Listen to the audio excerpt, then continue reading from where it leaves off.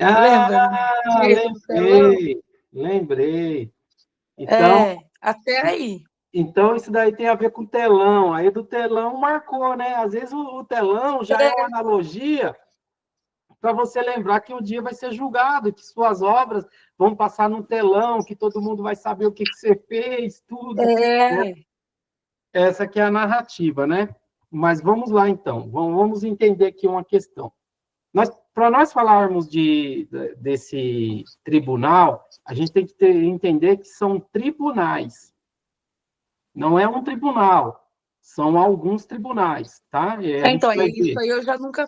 Então, daí eu já nunca tinha ouvido falar. Entendeu? São os Tranquilo. tribunais. São alguns tribunais. E aí é o seguinte, o que é interessante para nós sabermos? A cronologia dos tribunais. Então, primeiramente, você vai colocar o Tribunal de Cristo, isso por ordem cronológica. Depois, o Tribunais das Nações e depois o Tribunal do Trono Branco. São 3 tribunais. Veja só, tem escola escatológica que entende que é tudo uma coisa só. Mas quando você olha detalhadamente na Bíblia, com detalhes, você tem que olhar os detalhes. A revelação está no detalhes. E você vai ver que não se trata do mesmo tribunal. E aí a gente vai entender o porquê disso. Ok? Então, hoje, a aula de hoje vai ser baseada nos tribunais. Pelo que eu fiz o slide, eu fiz acho que 5 slides. Eu acredito que não vai dar para a gente ver tudo hoje. Então, a gente vai ver Certo. ideia hoje, né, para não ficar muito saturado, e aí a gente continua na semana que vem. Aí a gente continua já no YouTube lá, eu dou um jeito, pelo menos dessa próxima aula, eu vou ver lá como que está o negócio do aplicativo. Faz muitos anos que eu não mexo com o YouTube, eu não sei quantas horas ele está liberando, quanto que vai ficar essa história. Eu sei que tem como subir alguém lá, né? Tem como subir, tem como dividir tela. Então, isso aí eu vou ver essa semana e lá no grupo eu informo, tá? Isso aí é o de menos. Eu Tá. vou, eu vou compartilhar aqui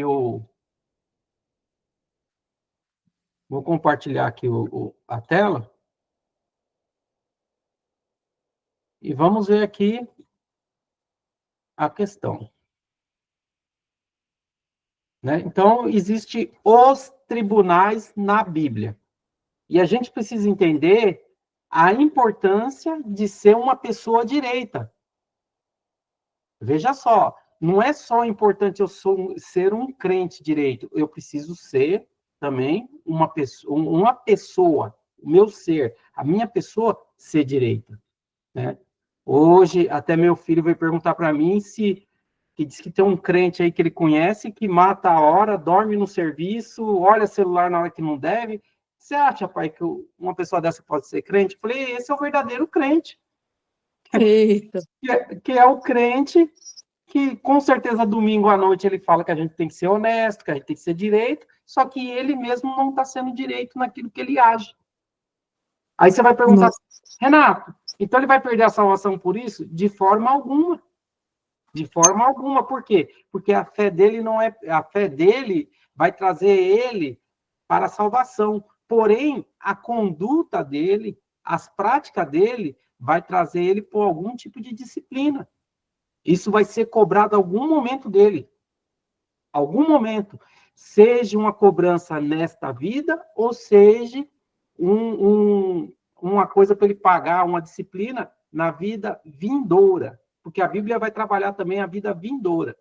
E aí eu separei isso, os tribunais na Bíblia e a importância de ser uma pessoa direita, né? E preparando-se para o tribunal de Cristo. Então nós vamos entender assim: quem é crente, quem é cristão, ele vai ter que se apresentar no tribunal de Cristo. Essa que é a essência da mensagem. Todo cristão vai perante o tribunal de Cristo. E todo cristão, ele não perde a salvação nesse tribunal de Cristo. Porém, ele vai ter que prestar contas de algumas coisas. E aí a gente vai olhar aqui, ó. Vivemos em tempos em que os valores estão sendo relativizados e muito se esquece de que todo cristão prestará conta da sua vida diante de Deus. A palavra de Deus nos ensina que haverá um julgamento exclusivo para os salvos, o tribunal de Cristo, onde cada obra será avaliada, não para condenação, mas para recompensa e disciplina. Por isso, ser uma pessoa direita, íntegra e fiel, mais do que uma ideia moral, é uma exigência do reino dos céus, ou reino de Deus. Então, as suas práticas, as suas condutas, o que você faz, o que você deixa de fazer, vai estar relacionado com o reino de Deus. E não com a salvação que nem a religião prega. Nossas atitudes, motivações e decisões serão passadas por aquele que tudo vê. Viver de forma reta é uma resposta de gratidão. Veja só, você agir de maneira de gratidão, a graça recebida e uma demonstração de que levamos a sério o chamado de Cristo. Nesse tribunal, não estarão em jogo nossa salvação, mas sim a forma como administramos o tempo, os dons, as oportunidades e o amor que nos foram confiados. Então, nós somos como mordomo de Cristo. Vai ter uma parábola que é a parábola do mordomo fiel, e nós vamos ver ela mais adiante.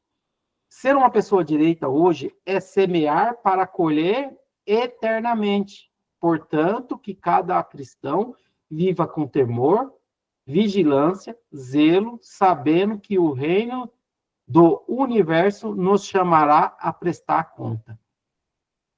Isso aqui é uma conduta crassa de cada cristão, ok? Então, vamos ver aqui.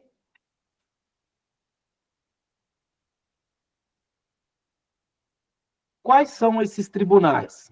Que nem eu falei, nós vamos se ater nesse que está com um quadradinho azul. Mas existe o julgamento de Israel, o julgamento das nações, é o que nós vamos ver, julgamento do mundo, tribunal de Cristo e tribunal do trono branco. Eu listei esses 5, tem até um pouco mais, mas esses são os principais, mas nós vamos se ater nos 3. Julgamento das nações, tribunal de Cristo e tribunal do trono branco. Eu não vou começar pelo tribunal de Cristo, porque são muitas passagens e eu quero aprofundar aonde a Bíblia diz que vai ser esse tribunal. Mas, assim, deixa eu perguntar, aí, assim, esses 3 tribunais, todo mundo vai passar por eles? É isso que nós vamos ver agora. Por Ah, quê? O tá. tribunal de Cristo é só para cristão. É só para cristão. O Tô tribunal do entendendo. trono branco é para todos aqueles, desde Adão até o último instante depois da tribulação, que são os ímpios. São aqueles que não creram em Cristo. E também tem um hiato ali que eu não vou falar muito para não bugar vocês. Por quê? Esse tribunal do trono branco vai haver salvação nele também. Uns acreditam que não, Eu outros pensei acreditam. nisso agora. Eu falei Oi? assim, ó, eu pensei nisso que você falou agora, porque, por exemplo, assim, vamos pegar uma pessoa aí que não teve acesso a Cristo, porque assim, há duas dúvidas aí, porque a Bíblia não fala que tudo isso irá acontecer quando todos conhecer a palavra de Cristo, certo? Aí vem aí o tribunal do trono branco, que vai ter pessoas, você falou, vai ter pessoas que vai ser salvas aí. Aí fica assim, meio que a pergunta. Tem pessoas que têm mais conhecimentos do que as outras sobre algo, sobre determinados assuntos. Então, sabe mais do que pode e o que não pode. Do que, vamos dizer assim, o que agrada a Cristo aí para reinar e o que não.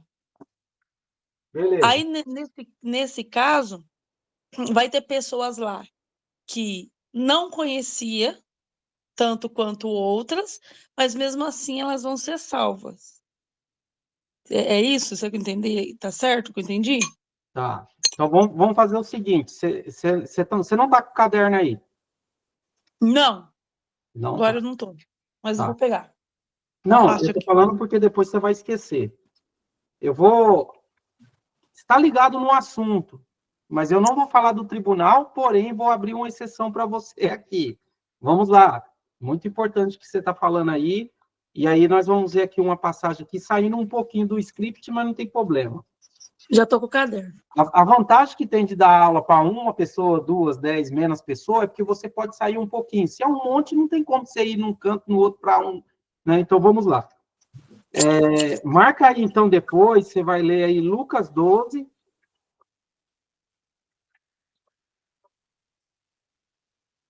Lucas 12, do 35 ao 48.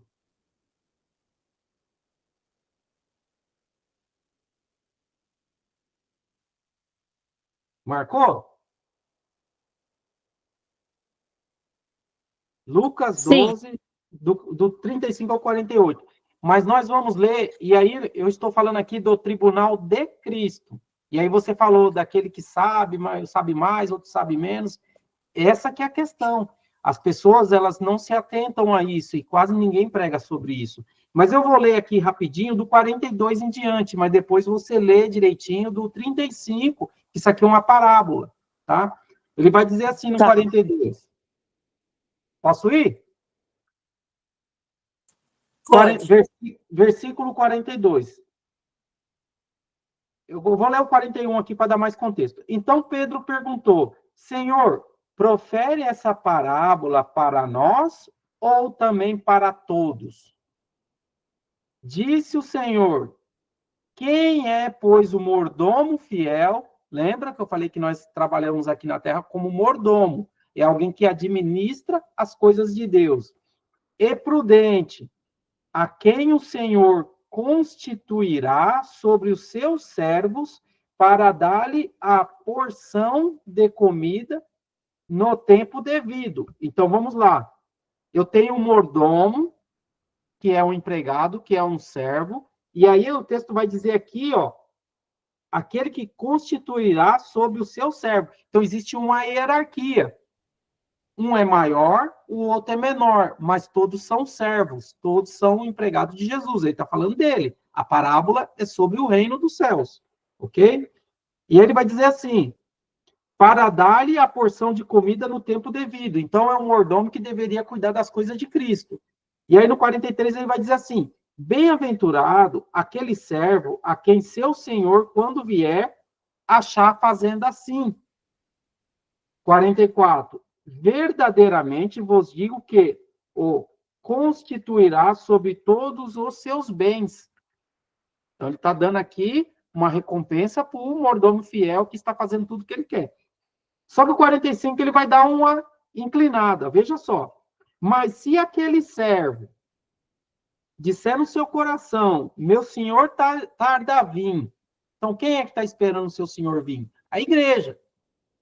O texto está falando de tribunal de Cristo. Sim. E começar a espancar os criados e as criadas, e a comer e a beber e a embriagar-se. 46. Virá o Senhor daquele servo em dia em que não o espera, em hora que não sabe, e o cortará e designará a sua parte com os incrédulos.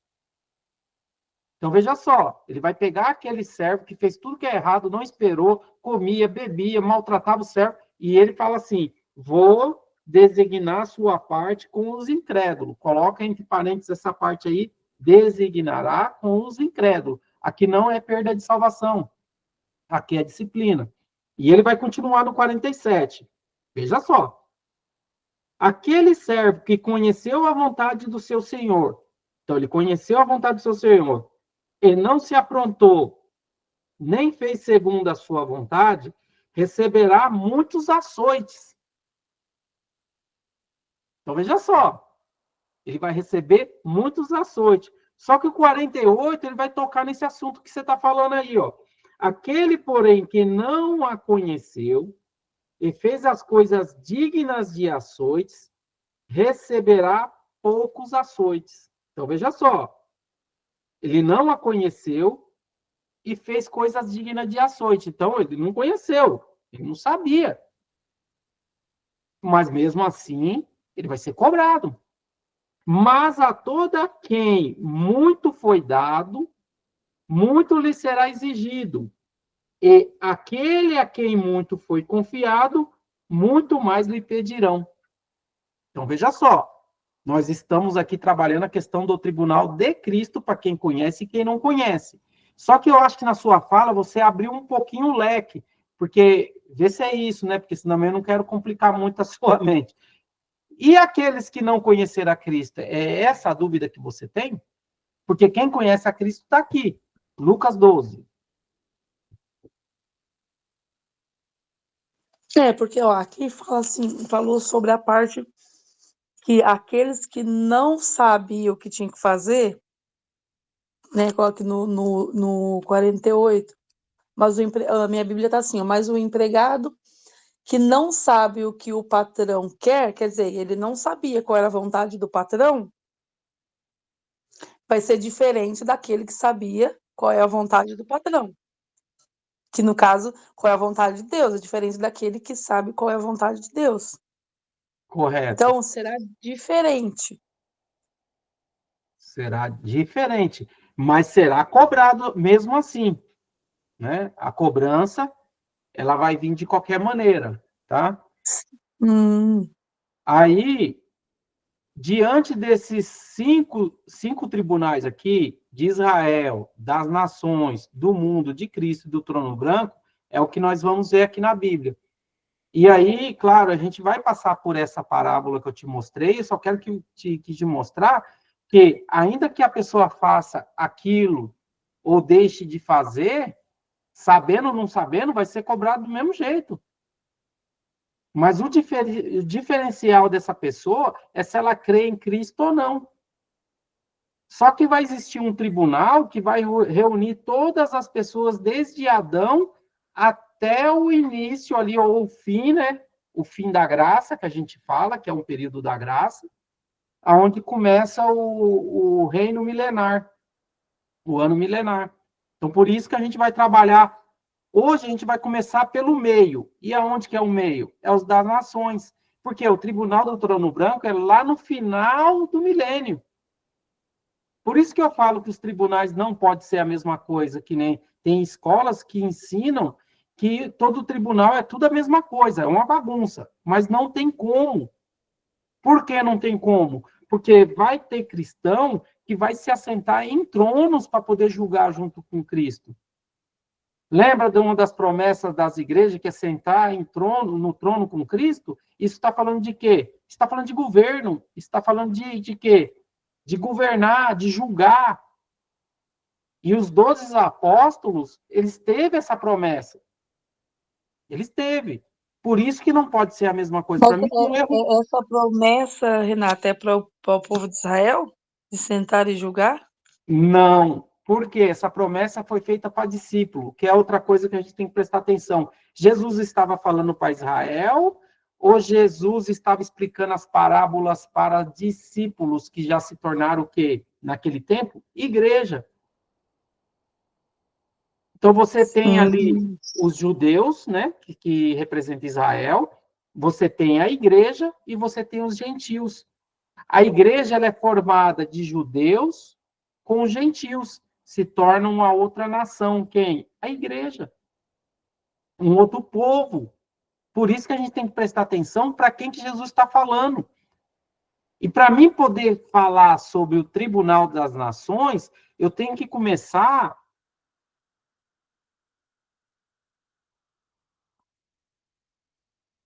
Deixa eu tirar aqui,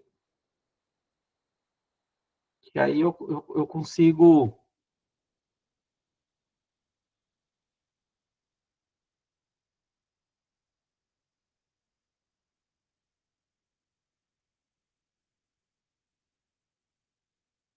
Acredito eu que dá para enxergar. E se não der, deita o celular que dá para ver direito. Para mim poder Tá dando falar, pra ver, sim.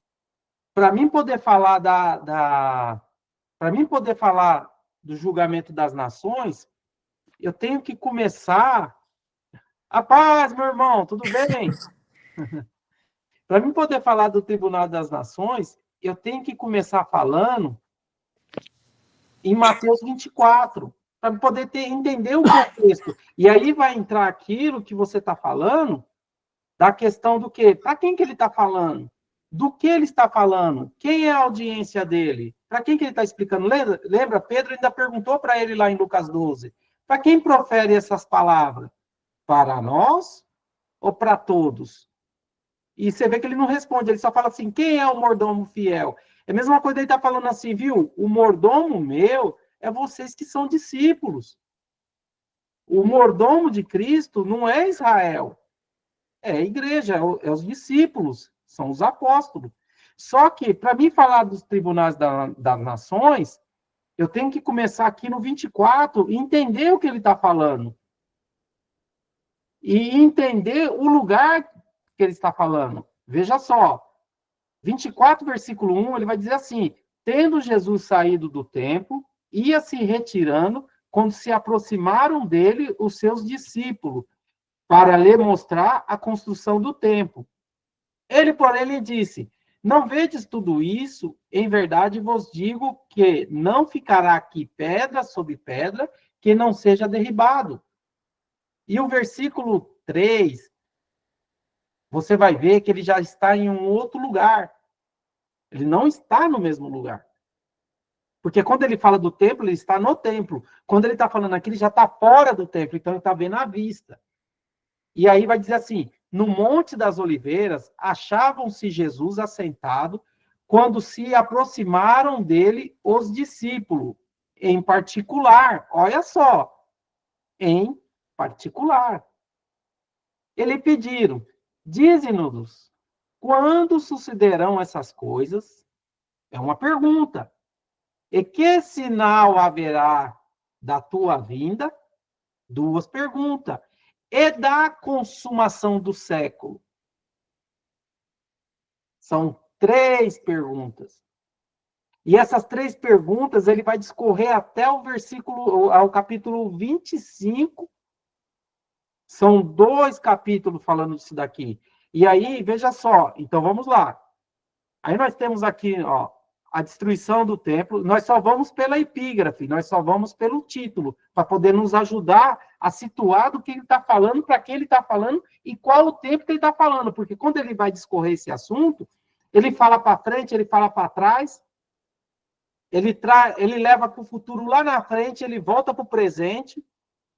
E aí eu não quero entrar nesse mérito, porque nós não vamos discorrer isso aqui, mas nós vamos chegar até o Tribunal das Nações para a gente entender e como que vai ser essas nações e quem vai estar lá. Porque quando chega no Tribunal das Nações, a igreja já está com Cristo. É isso que as pessoas não entendem. E aí nós temos que ser detalhista no que está dizendo o texto. Então vamos lá. A destruição do templo. Aí, o princípio das dores. Aí nós vamos correr na Bíblia. Vamos lá, só na epígrafe. A grande tribulação. Vamos embora. A vinda do Filho do Homem. Vamos lá. Aí aqui, a parábola do bom servo e do mal. Então, quer dizer, no meio da explicação daquelas três perguntas, até parábolas Jesus proferiu. E aí você tem que saber se ele proferiu as parábolas para a igreja ou foi para Israel. Porque o grande debate teológico e escatológico que nós temos nos dias de hoje é sobre essa questão do 24. Mas nós vamos além, nós estamos indo lá para o capítulo 25. Vamos lá. E aí você tem aqui no 25 a parábola das 10 virgens. Até do 1 ao 3. Depois a parábola do talento. Observe que a mensagem está tudo misturada das três perguntas que foi feito lá. Quando será a consumação do século? Quando haverá de vir o Filho do Homem? Quando será a destruição do templo? E nós precisamos descobrir tudo isso no texto. Mais para frente, como o nosso assunto é sobre o tribunal. E aí, ele vem aqui, ó. o grande julgamento. A minha Bíblia está assim, como o grande julgamento. Ok? E aí, aqui é o ponto, né? Aqui é a centralidade do nosso estudo. Acredito que, para não ficar muito bagunçado, talvez a gente fica nesse, ou a gente pode ir para o outro, não tem problema. Vai da hora que a gente conseguir discorrer e da dúvida. Por quê? Porque Mateus, capítulo 25, versículo 31, ele começa dizendo assim: quando vier o Filho do Homem na sua majestade, e todos os anjos com ele, então se assentará no trono da sua glória. Então, observe que Jesus já está no trono da sua glória.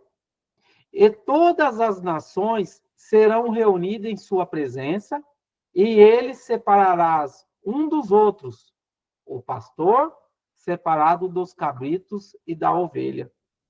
Então, aqui está se tratando do tribunal das nações. Deixa eu abrir o slide aqui para ajudar.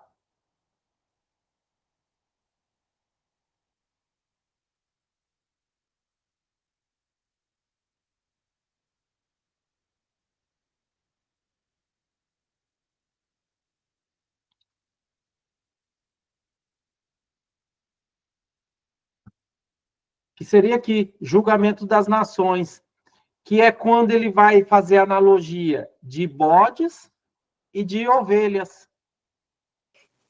Na minha versão tá assim: todos os povos da terra se reunirão diante dele, e ele separará as pessoas uma das outras, assim como o pastor separa as ovelhas das cabras. Aí o 33 está escrito assim: e ele porá os bons e a sua eles porá os bons à sua direita e os outros à esquerda. Então, perfeito. O que nos dá a entender? Que até aqui não tem ninguém morto aqui. Aqui ninguém morreu. Aqui não está falando que morreu, não está falando nada. Só está falando que ele vai pegar as nações e vai separar. E aonde que a gente entende, qual é a cronologia desse fato aqui do julgamento das nações? É no final da grande tribulação, antes da entrada do ano milenar. Quando a gente fala que nós iremos reinar com Cristo, é reinar nesse período. Eu sei que vai ficar meio confuso, os irmãos vai confundir um pouco, mas o quê? Vão entrar pessoas com corpos naturais no ano milenar, que são as nações, e vai entrar pessoas com corpo glorificado, que é a igreja, depois do tribunal de Cristo. Vai ser tipo os Jacksons, não sei se já assistiu os Jacksons, que eles voavam, tal, pegavam o carrinho, subia. Vai ser mais ou menos isso. E a gente precisa ter uma compreensão bíblica. E poucas pessoas têm esse entendimento. Porque eles acreditam que o ano milenar, uma hora eles colocam só pessoas vivas, eles não conseguem atribuir esse milênio a pessoas com corpo glorificado já passado pelo tribunal de Cristo. Já com a vida eterna. Já garantida, com galardão garantido. Porque o galardão, ele vai ser constatado no milênio. Quando a gente fala que tal pessoa vai perder o reino, não é que ela vai perder a salvação, ela vai perder o direito de reinar com Cristo nesse período. Então, vão ser pessoas que vão ser punidas, elas vão passar por disciplina, e elas não vão poder entrar nesse reino milenar com o governo que foi prometido a ela. Quando a Bíblia diz que haverá choro e ranger de dentes, está falando que é todo lugar fora da Nova Jerusalém. Porque só a Cidade Santa vai ter a luz, e essa luz é Cristo. E quem não tiver nessa Cidade Santa vai estar fora dela. Só que são anos e anos de pregação ouvindo que treva, ranger de dente, é inferno. E as pessoas elas não conseguem ressignificar isso daí de jeito nenhum. Não tem quem faça. Quer porque quer que seja perda de salvação. E aí nós precisamos entender que bodes e ovelhas aqui não está se tratando da igreja. Por quê? A igreja já foi arrebatada como o quê? como colheita. Os irmãos precisam entender que, quando se trata de arrebatamento, de tirar a igreja da terra, Cristo vai fazer analogia como colheita, não é como um rebanho, não. E ovelhas e bodes aqui não tem igreja mais com ele, e eu vou explicar para os irmãos por quê. Eu vou trazer na minha tradução, se a tradução tiver um pouco diferente, você pode interromper, tá, Luzia? 34. Então dirá o rei aos que estiverem à sua direita: Vinde, bendito do meu Pai, entrai na posse do reino que vos está preparado desde a fundação do mundo. Porque tive fome, me desse de comer, tive sede e me desse de beber. Era forasteiro e me hospedastes. Estava nu e me vestistes, enfermo e me visitastes, preso e foste ver-me.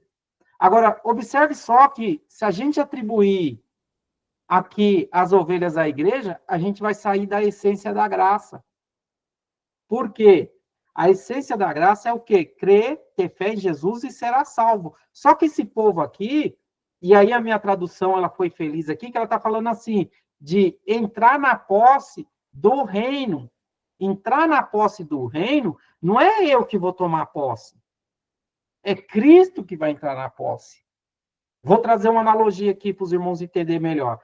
Se você for na posse do prefeito, quem é que está tomando posse? É o prefeito, são os vereadores. Só que você entrou na posse dele.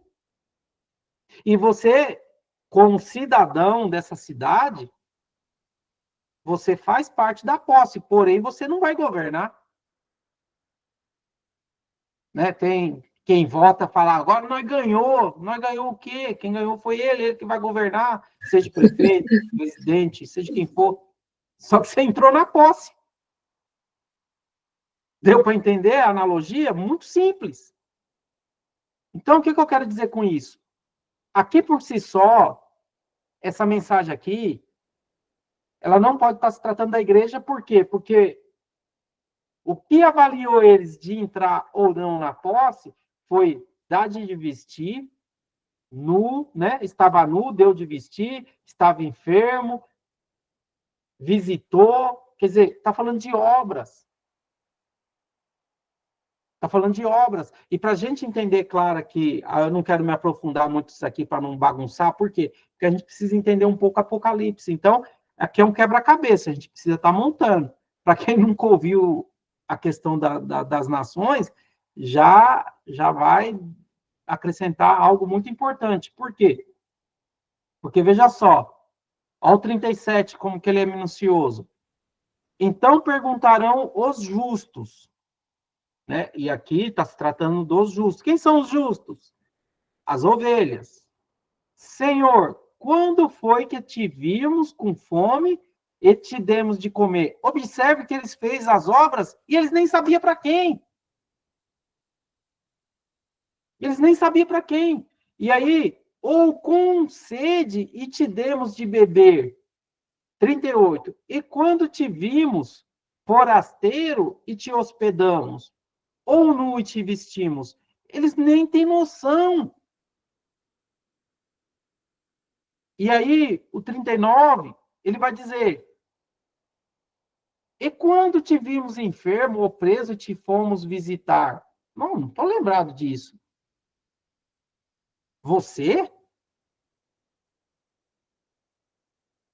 Aí ele vai dizer assim: o rei respondendo, lhes dirá: em verdade vos afirmo que sempre que o fizeste a um desses, não sei como está a sua tradução aí, mas grifa aí a um desses, ou seja, tem uma outra turma com ele lá. Observe que nessa foto aqui tem ovelhas, de um lado tem ovelhas, aí tem uns bodes aqui que eu coloquei aqui nesse trem, mas existe uma galera de branco em volta. Ou seja, tem 3 grupos de pessoas nesse texto. E, sinceramente, eu não sei qual que é a dificuldade de enxergar isso. Quando você vai discutir escatologia aí com alguns irmãos, eles não conseguem enxergar isso simples no texto. E essa imagem, ela ilustra bem, porque você tem o Cristo aqui no meio, você tem bodes e ovelhas que eu coloquei como animal aqui para ilustrar direita e esquerda, e tem uma galera em pé. Por quê? Porque o texto aqui vai dizer, ó, no 40, sempre que o fizestes a um destes meus pequeninos irmãos.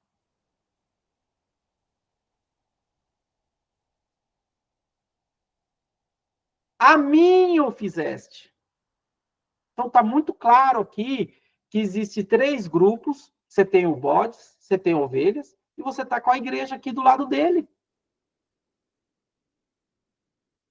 E aí o 41 vai dizer assim, então o rei dirá também aos que estiverem à sua esquerda. Opa, peraí. O lado direito, que são as ovelhas, fizeram algo para um desses pequeninos meus irmãos. Que nós, como igreja, somos irmãos de Cristo. Somos co-herdeiro com Cristo. É essa que é a promessa. E ele vai dizer assim, então o rei dirá também aos que estiverem à sua esquerda, apartai-vos de mim, malditos, para o fogo eterno. E aí você pode grifar aí fogo eterno, é inferno mesmo. Por quê? Essa turma aqui é uma turma que não fez o que ele queria no tempo da tribulação ali, daquela turma do final. Só que você há de convir que quando chegar o milênio, já um monte de gente morreu. Mas aqui está se tratando de pessoas que chegaram ali em vida. São pessoas ali que muitas das vezes aceitou a marca da besta. Estão todos vivos aqui. O texto não está se tratando de nada, de pessoas mortas, pessoas em vida.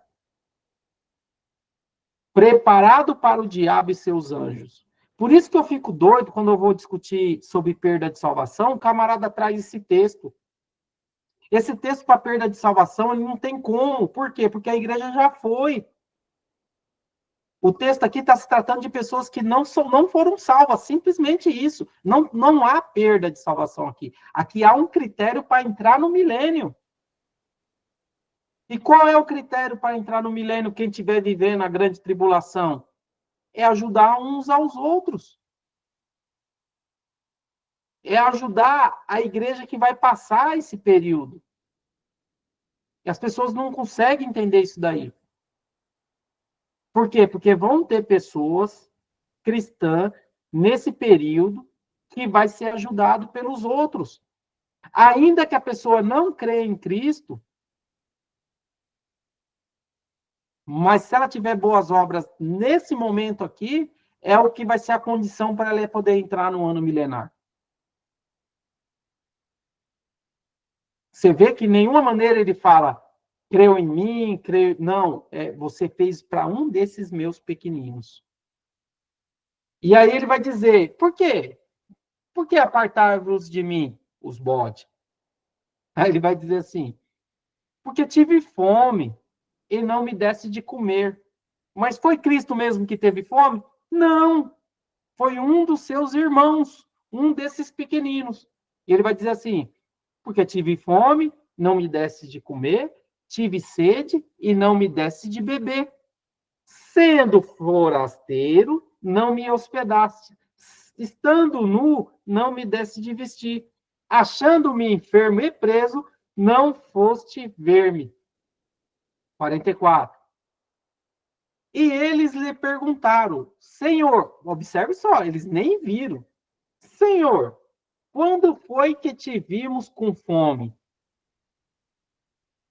com sede,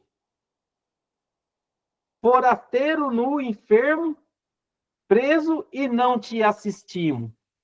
Então lhe responderá, em verdade vos digo que sempre que o deixasse de fazer a um desses mais pequeninos, quer dizer, esse mais pequeninos não pode ser as ovelhas.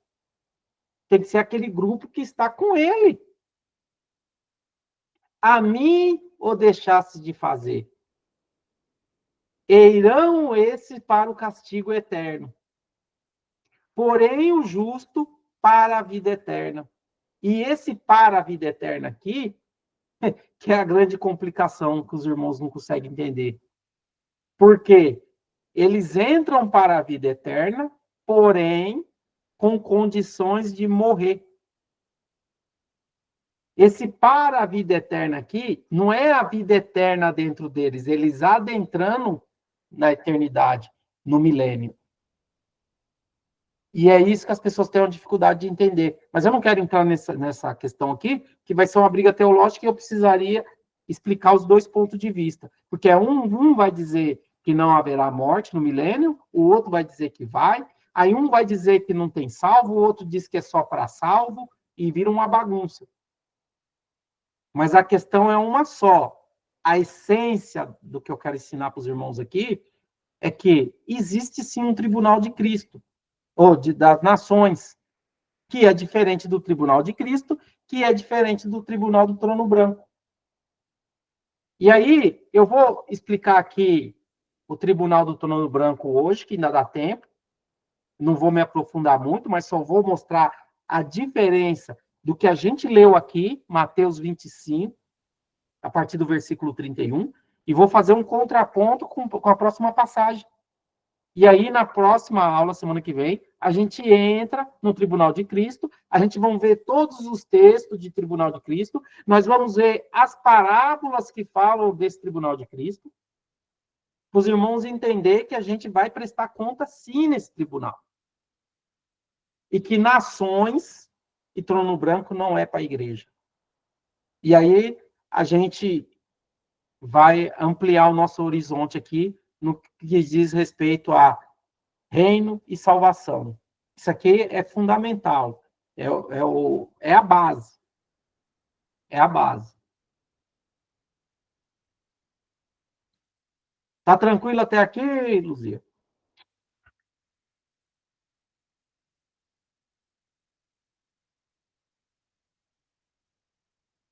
Então vamos lá. Tribunal do Trono Branco. Tribunal do Trono Branco, vou ratificar de novo. Ele vai ser no final do milênio.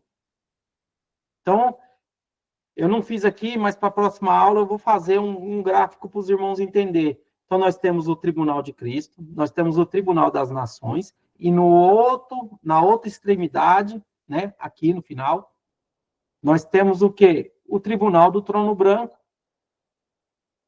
que é desde Adão até o final desse milênio.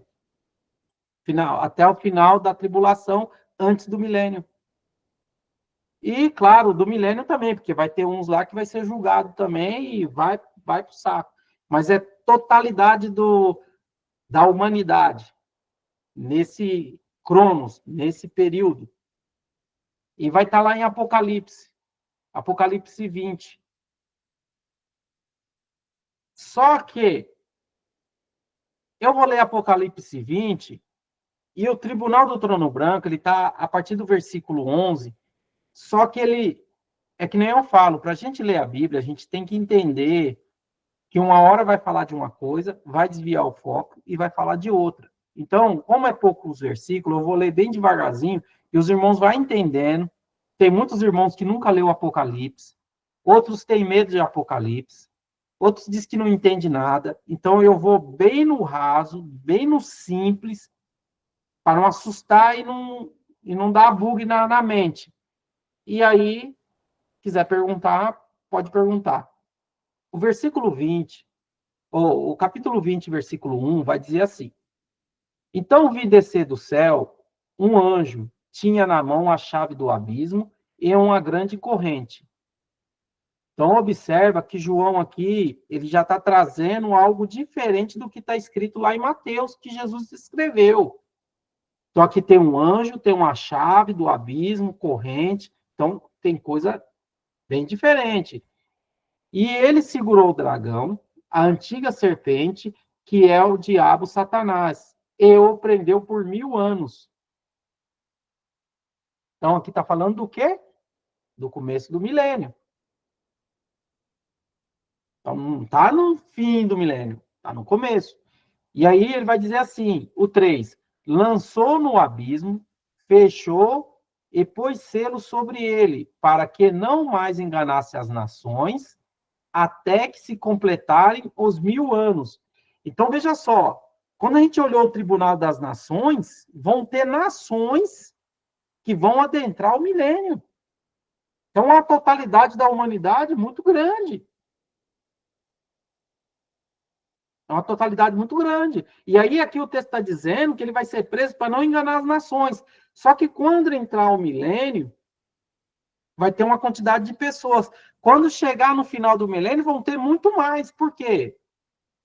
Porque as pessoas vão se casar, vão reproduzir, vão nascer crianças. E aí o texto vai dizer que quem morrer com 100 anos vai morrer novo. Então, o estado da humanidade ela vai ser restaurada igual a de Adão. Eu costumo dizer que o milênio é a restauração do Éden no tempo de Adão. Isso vai acontecer no milênio, isso? Isso no milênio. Então, quando você vai entender o milênio, você teria que entender Gênesis com Adão. Por quê? Adão era eterno? Não. Mas Adão estava na eternidade? Sim. E as pessoas têm dificuldade de entender isso. Adão não era um ser eterno, mas ele tinha acesso à eternidade através da árvore que ele comia. Então, se ele não peca, ele estaria lá até hoje. Mas quando ele peca, ele sai do jardim. Ele já não pode mais pertencer a essa eternidade. E essa eternidade ela vai ser restaurada no milênio. Então, você imagina um Adão dentro do jardim, e agora você imagina o jardim nesse milênio. Só para fazer uma analogia para os irmãos entender. Que quem morrer com 100 anos vai morrer novo. E aí o 3 vai dizer assim, lançou no abismo, fechou, pôs o selo sobre ele, para que não mais enganasse as nações, até que se completarem os 1000 anos. Depois disso, é necessário que ele seja solto por pouco tempo. Então, você vê que encerrou o assunto aqui. É como E se é necessário? O que seria se é necessário, Renato? é necessário, porque ele vai ter que induzir a muitos no milênio. E aí vai ver quem é que vai estar do lado de Cristo ou quem vai estar do lado do diabo. Agora, você imagine, um milênio, tudo maravilhoso, né? Os leãozinhos pastando junto com as ovelhas, um mundo assim que você imaginaria. E mesmo assim vão ter pessoas que vão se rebelar contra Deus. O próprio Cristo reinando na terra, e mesmo assim pessoas vão se colocar contra Deus. E aí ele diz que vai ser necessário, esse necessário é para que ele induza as pessoas. Assim como a Eva foi induzida lá no Éden, esse povo vai ser induzido aí no milênio. Eles vão conspirar contra Deus. E aí você vê que encerra o assunto. E no versículo 4, ele vai trazer uma outra narrativa. Olha o que ele vai falar no 4. Vi também tronos. Então não foi um trono, ele viu tronos. E aí, claro, a gente poderia fazer uma analogia com Daniel, mas como o assunto aqui não é sobre imersão sobre o assunto, mas que a gente possa ler de maneira simples para os irmãos entenderem. E neste sentaram-se aquele aos quais foi dada a autoridade de julgar. Então veja só. Vi também tronos, e neste sentaram-se aqueles aos quais foi dado a autoridade de julgar. Vi ainda as almas dos decapitados por causa do testemunho de Jesus.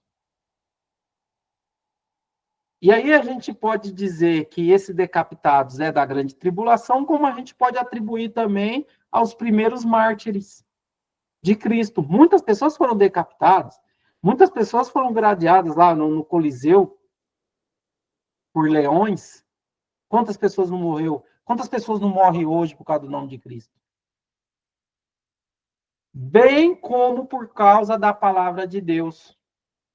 Então, tem gente que morreu por causa do testemunho, por causa da palavra de Deus, tanto quantos não adoraram a besta, e pode ver que ele reuniu uma galera aqui, nem tampouco a sua imagem, e não receberam a marca de fronte na mão.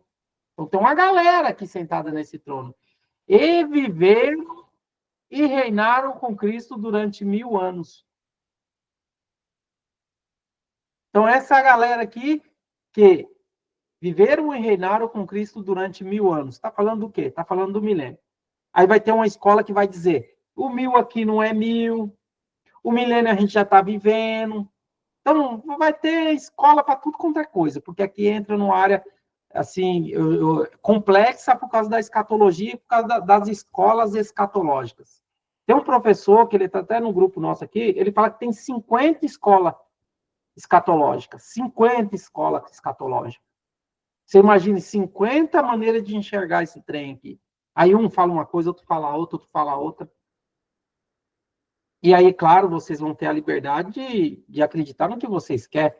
Uns falam que no 1000 não é 1000, eu vou fazer o quê? Não tem o que fazer. Aí o 5 vai dizer assim, os restantes dos mortos não viveram até que se completasse os 1000 anos. Opa, peraí. Então vai ter uma galera, ó, o restante dos mortos não viveram até que se completasse os 1000 anos. Esta é a primeira ressurreição. Então, para mim, é muito óbvio. Para mim, Renato, é muito óbvio. Porque se ele está falando que vai ter a primeira ressurreição, é porque vai ter a segunda. Isso para mim é óbvio. Mas tem gente também que vai ter problema com isso daqui. Mas, enfim. Bem-aventurado é o santo, é aquele que tem parte na primeira ressurreição. Sobre esse, a segunda morte não tem autoridade. Pelo contrário, serão sacerdotes de Deus e de Cristo e reinarão com ele 1000 anos.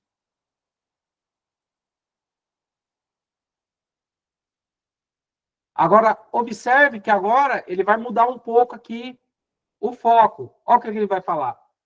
O 7. Quando, porém, se completar os 1000 anos, quer dizer, ele falou ali da questão dos 1000 anos, ele tinha falado um pouco antes, agora ele vai retomar aqui. Quando, porém, se completar os 1000 anos, Satanás será solto da sua prisão. E sairá, lembra que você falou? Por que era preciso? Sim, sim. Por que é necessário? Lembra? Agora ele vai explicar o porquê que é necessário. Quando, porém, se completar os 1000 anos, Satanás será solto da sua prisão e sairá a seduzir as nações que há nos 4 cantos da terra. Aí ele vai dizer assim, Gog, Magog, que é uma batalha final, a fim de reuni-las para a peleja. O número dessas é como a areia do mar. Gente, é muita gente ainda que vai contra Deus no final do milênio. Marcharam, então, pela superfície da terra e sitiaram o acampamento dos santos. E a cidade querida desceu, porém, fogo do céu e os consumiu. Então vai ser muito louco isso daí, né? Aquela galera revoltada Vai. contra É Deus. muito. Bom, deixa eu ver se eu entendi. Então, durante esses 1000 anos, a igreja em si não vai estar mais. Vai estar com o corpo glorificado e reinando Já com vai estar com o corpo glorificado. Aí vai ter o povo que vai viver aqui esses 1000 anos. como Adão e Aí Eva. essa galera que vai viver aqui esses 1000 anos vai passar por um tribunal, isso? Aí, o povo que viveu esses 1000 anos vão se revoltar. Uma turma vai se revoltar. Só que o Ah, tribunal, quando você vai olhar para o Tribunal do Trono Branco, você vai ter que pensar desde Adão até os dias que for consumado o início desse milênio. e desses 1000 anos, as pessoas que vão viver lá também é desse tempo? Desde Adão até. Não, está morto. Lembra? A primeira ressurreição e segunda ressurreição. Esses aí Ah, estão mortos ainda. Não ressuscitou. Vai ressuscitar mais abaixo no texto, que vai se apresentar no tribunal. Estão ah, mortos lá, eles não estão participando de nada. Quer falar, irmão Seba? Oh, não, tem um grilho, está aqui incomodando. Não, fica tranquilo, meu irmão. Não, eu só queria acrescentar para ajudar na live, para entender um pouco melhor. Eu vou colocar números, comparações, para que se entenda melhor. Vamos colocar 100 pessoas. A igreja são 100 pessoas. Só uma minoria é que vai ser arrebatado. Vamos colocar 30 pessoas. 70 pessoas, infelizmente, cristãos vão ficar para a grande tribulação. Por meio de sofrimento físico, eles vão ter que demonstrar sua fé durante a grande tribulação. Eles vão ter que não receber a marca, ser fiel até o final da grande tribulação, para se tornar vencedores pela força. Deus vai colocar desse modo para que eles se tornem vencedores. Aqueles 30 que foram arrebatados até o terceiro céu, até o trono de Deus. Quando finalize a grande tribulação, aqueles que foram arrebatados até o terceiro céu, eles vão descer juntamente com Cristo até os ares. Aqui os ares que vemos aqui, o segundo céu, perdão, onde que não vemos, onde que Satanás usurpou esse lugar. Então, aí, junto com esses vencedores, Deus vai destituir a Satanás do segundo céu. Vai deixar limpinho de potestades, de principados, vai deixar limpinho o segundo céu. Desde aí é que Deus vai governar a terra. Por isso o irmão falou que subir e descer, que governarem. As pessoas que vão... por que foram reunidas pessoas no final da grande tribulação, as nações? Porque o Senhor vai precisar dizer para eles de que modo vão entrar no reino milenar e de que maneira eles vão ser governados. Eles vão estar debaixo de um governo. Ou seja, vamos ter humanidade para um tempo indefinido, vamos ter. Muitos se perguntam quando vai ser o fim do mundo. Na verdade, nunca haverá fim do mundo. Nunca haverá. O que o Senhor falou é fim do século, do sistema que hoje governa no mundo, que Satanás fala que a Bíblia que ele é o príncipe deste mundo. O que o Senhor quer dar fim é o sistema que nos oprime hoje, o sistema satânico, para dar começo a um novo governo, uma nova era que vai durar 1000 anos. 1000 anos, aqui fisicamente, no Brasil, na Argentina, no Paraguai, na Inglaterra. O Senhor quer trazer aquele reino que está no seu coração. Por isso ele ensinou no Pai Nosso: venha teu reino e se faça a tua vontade, aqui na terra como no céu. No céu não há problema, se faz a vontade de Deus. O problema está aqui na terra. A terra que ele criou e queria que o seu governo desde um princípio esteja estabelecido. Por isso criou Adão, para exercer seu governo na terra. Mas, infelizmente, Adão não cumpriu esse propósito. Foi chamado depois Abraão, depois foi chamado Moisés, depois foi chamado Israel. Hoje está dando essa possibilidade à igreja para estabelecer aquele reino que ele sempre quis estabelecer aqui na terra. Porque no céu, no terceiro céu, não há problema. Se faz a vontade de Deus, os anjos adoram a Deus. No segundo céu, está usurpado por Satanás e os principados. E aqui na terra é influenciada por esse segundo céu, onde que reina Satanás. Então, Deus quer expulsar a Satanás desse segundo céu, para que desde aí possa governar a terra dele criada. Então, o Senhor nos está chamando hoje para que possamos ser coparticipantes desse reino que vai vir futuramente. Sempre se fala nas lives que o Senhor reina em nós, é verdade. Mas, visivelmente, no futuro, o Senhor vai estabelecer um reino na terra. E o Senhor conta com pessoas. Por isso nos está chamando, para ser esses vencedores, para poder ser participantes desse reino. Está chamando a Renato, me está chamando a mim, a irmã Luísa, para participar desse reino. E não todos os crentes, infelizmente, vão participar desse reino.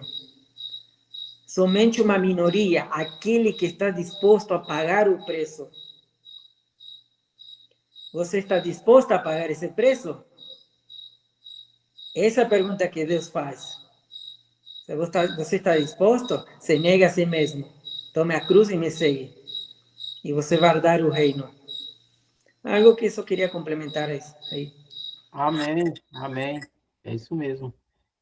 E aí, no versículo 10, vai dizer assim: o diabo, o sedutor deles, foi lançado para dentro do lago de fogo e enxofre, onde já se encontraram não só a besta, como também o falso profeta, e serão atormentados de dia e de noite pelos séculos dos séculos. Então, ele está falando aqui de lugar que foi e já era. Não tem conversa. Só que no versículo 11 ele já vai mudar de novo. Ele vai ter uma outra visão. As pessoas hoje, no mundo de hoje, estão achando que João teve todas essas visões num dia só, numa hora só. Não foi, gente. Não foi. João, ele teve a visão, ele escreveu. Passou-se alguns dias, com certeza ele viu outra visão, ele foi escrevendo. Aí ele foi escrevendo. Agora, no mundo hoje da tecnologia que nós estamos querendo aplicar para o tempo daquela época. E não tem como.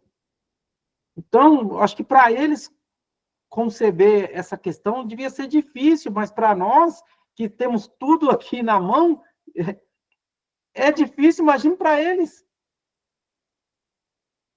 E aí ele vai ter uma outra visão, ele vai falar assim, vi um grande trono branco. Ora, gente, isso aí é questão cognitiva. Como que esse evento aqui vai ser o mesmo do Mateus 25 que nós lemos? Não tem como. Os detalhes, o lugar, a audiência, os grupos de pessoas que ele vai dizer assim, ó, vi um grande trono branco e aquele que nele se assenta, de cuja presença fugiram a terra e o céu, e não se achou lugar para eles. O que isso está querendo dizer? Quem é que tem um olho com chamas de fogo, que tudo vê? É Cristo. Aí ele vai dizer assim, ó os detalhes aqui, ó. Para mim, esses detalhes aqui é crucial. Ele vai dizer assim, vi também os mortos, então aqui tem morto, lá não tem. Os grandes e os pequenos, posto em pé diante do trono. E esse posto diante pés, algumas escolas vai dizer que é quando eles ressuscitam para juízo.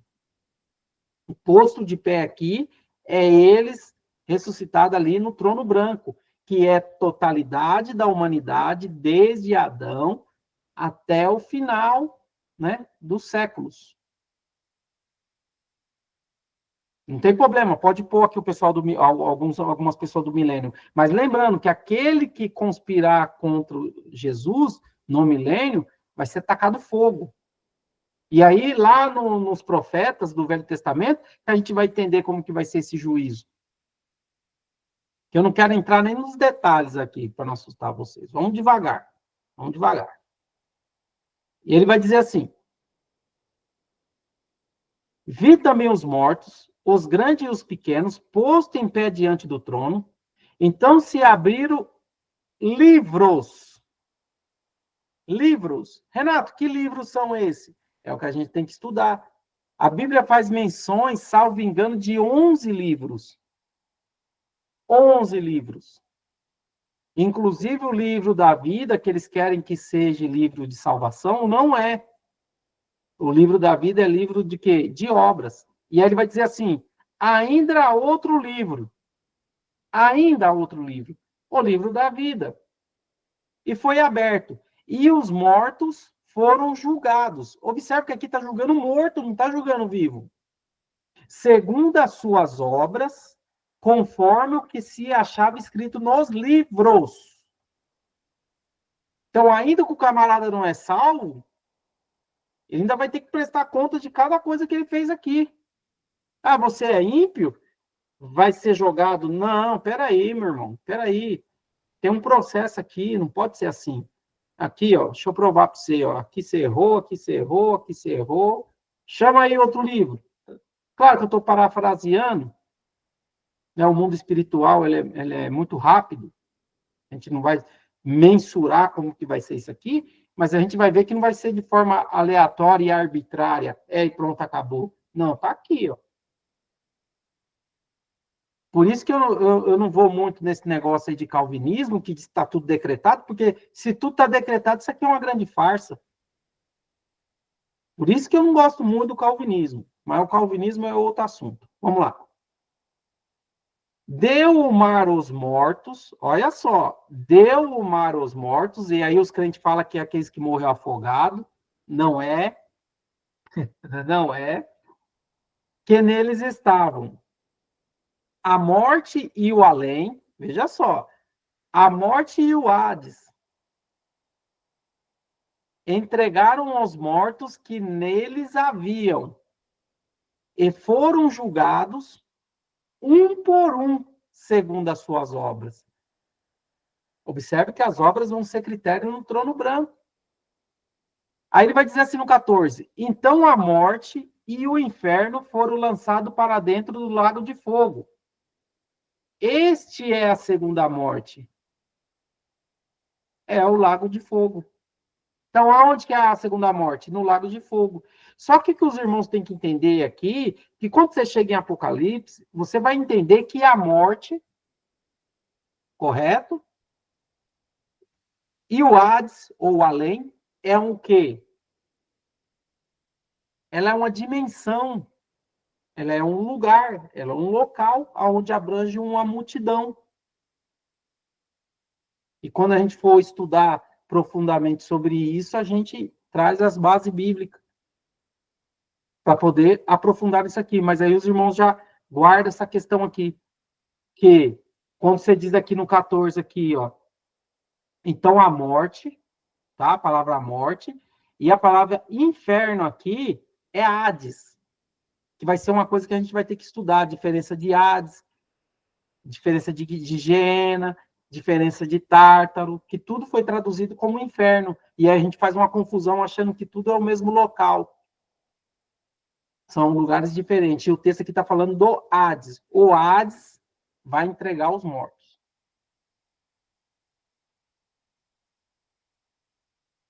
E foram lançados no fogo. Esta é a segunda morte, o lago de fogo. E se alguém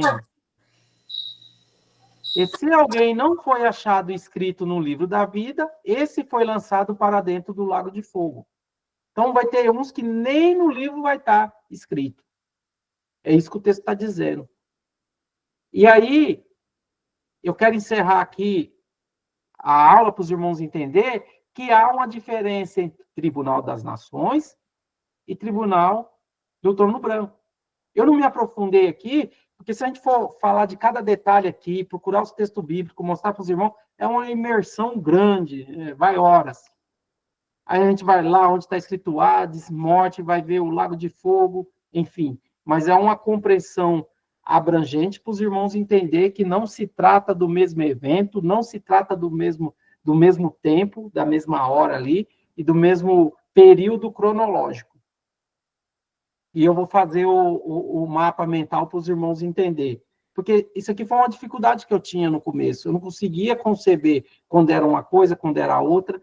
Então, eu vou fazer um mapinha mental e vou colocar lá no grupo, lá para os irmãos entenderem os eventos.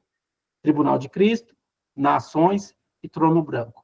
E aí, na próxima aula, a gente vai se aprofundar sobre o Tribunal de Cristo.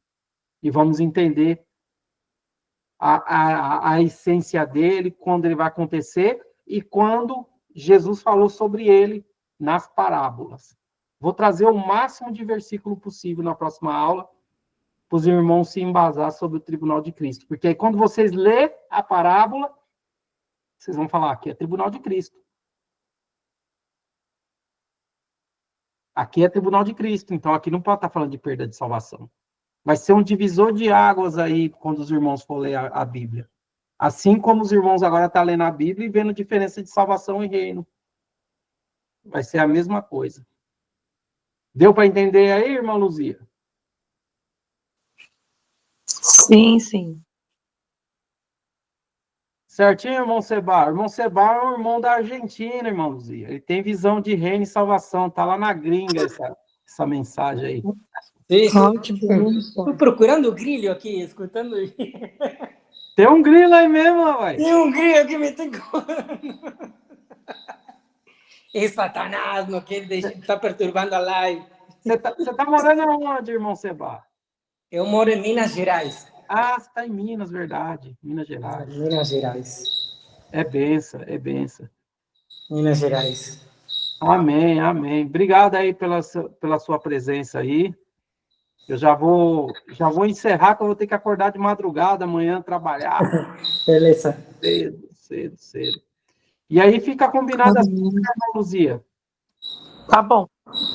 Fica combinado assim lá no grupo, eu coloco lá, que aí na próxima aula a gente vai pelo YouTube lá, e eu dou a orientação para quem quiser participar ao vivo. Amém? Amém. Amém, irmão Seba. Deus abençoe a sua vida, meu irmão. Obrigado, irmãozinho. Uma ótima noite, um ótimo descanso. Fui. Tamo junto até depois do fim. Tchau, tchau, tchau. Amém, amém. Tchau, tchau.